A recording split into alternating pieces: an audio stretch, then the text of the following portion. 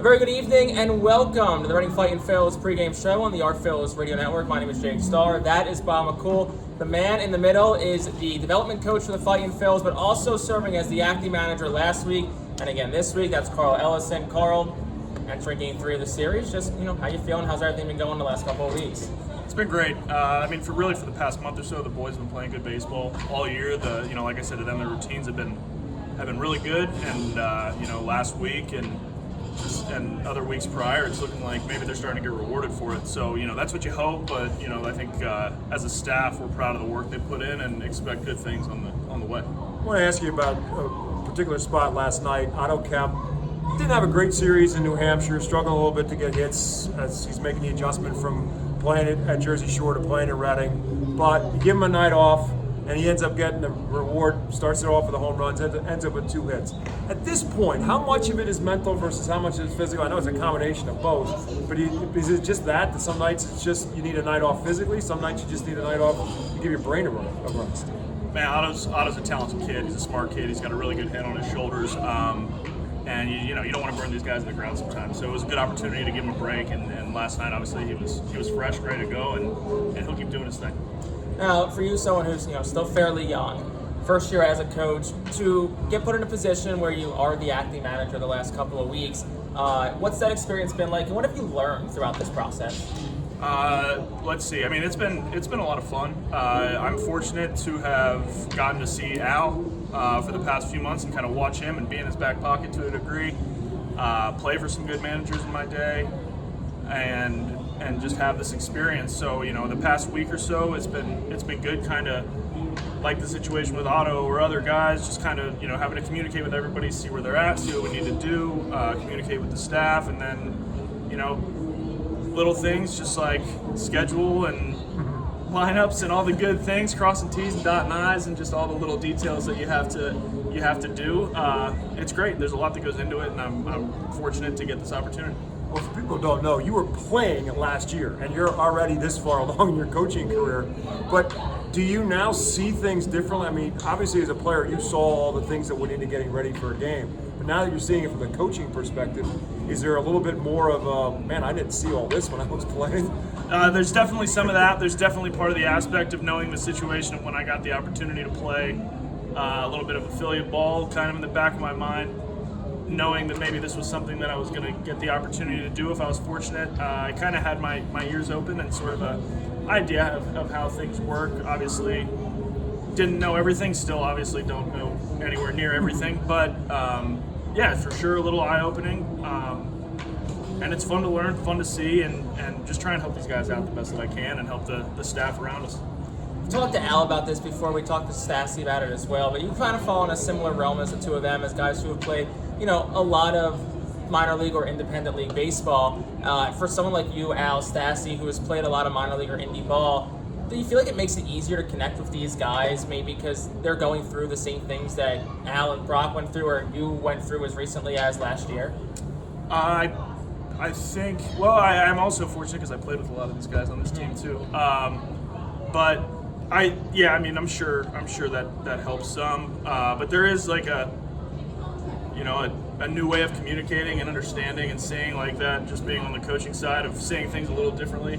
How to communicate and how to help these guys to the best of the ability is still, no matter how much you've played, you haven't been in their shoes. So learning how to help them and speak their language and really get to know these guys to be able to, put your best foot forward so that they can be free and have a lot of fun really is the name of the game.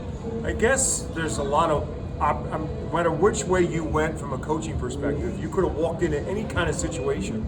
But to walk into a situation as a first-year coach and have a guy who's been in baseball for 40 years and has done it at every level, in Al Padrique, to have him there with you to be a first-year, you can't have asked for a better scenario than what you've got.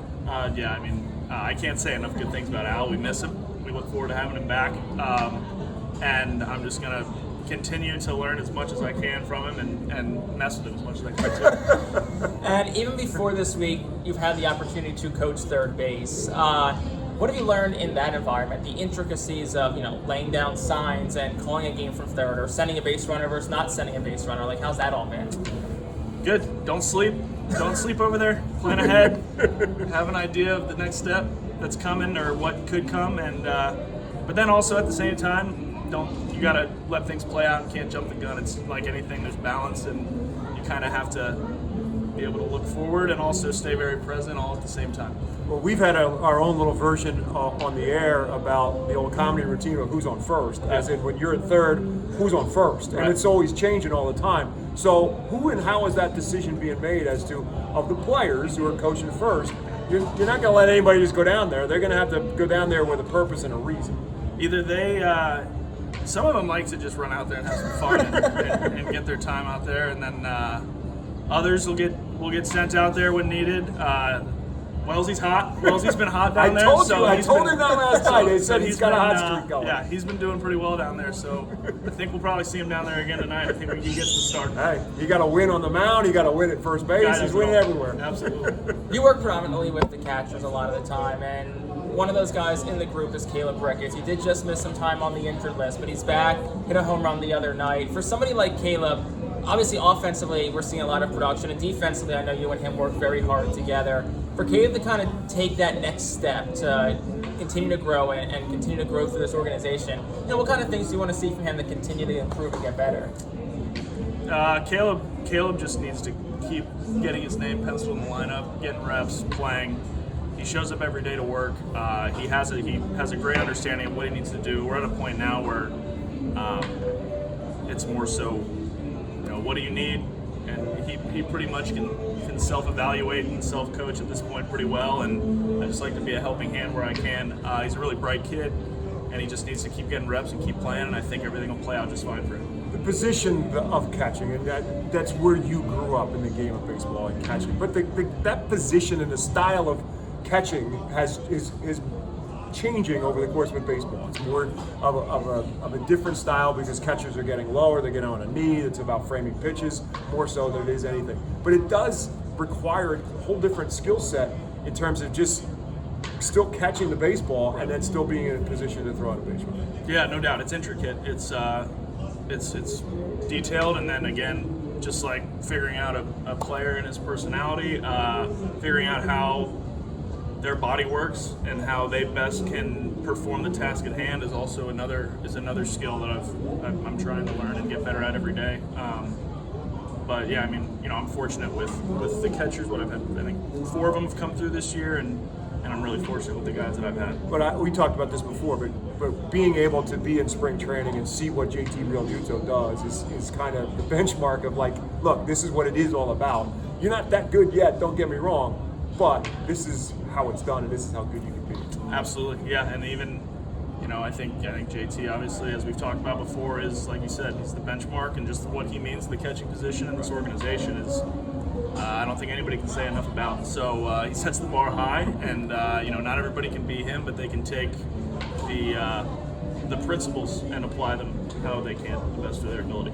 That's Karl Ellison, the acting manager for the Fightin Phils this week. The Fightin Phils and the Blue Bay Sox get set for Game 3 of a 6-game set. Reading looking for their 5th win in their last 6. That'll be Max Castillo on the mound for the Fightin Phils. First pitch at 7 o'clock. For my broadcast partner, Bob McCool, I'm Jake Starr. This has been the pregame show. Lineups and first pitch coming up after this here on the Fightin Phils.